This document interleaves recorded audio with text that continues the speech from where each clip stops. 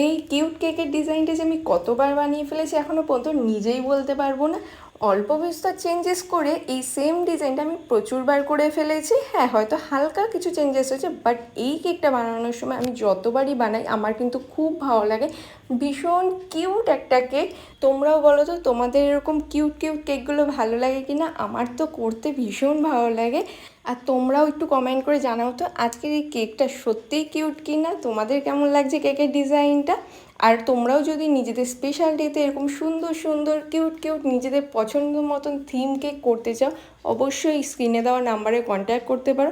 Same নাম্বারে আমাদের হোয়াটসঅ্যাপও আছে। নিজেদের পছন্দ মতন কেক নিতে চাইলে কিন্তু অবশ্যই কন্ট্যাক্ট করতে হবে। আর নাম লেখার জায়গাটায় ক্লায়েন্ট আমাকে একটা ডট দিতে বলেছিল, আর আমি কিন্তু এখানে 3টে ডট দিয়ে দিয়েছি, যেহেতু খুবই ফাঁকা ফাঁকা লাগছিলো, একটু ছোট্ট কেক ছিল তো। তো তোমরা কিন্তু জানো ফাইনাল কেকের ডেকোরেশনটা তোমাদের কেমন লাগলো। তো চলো আজকের জন্য বাই।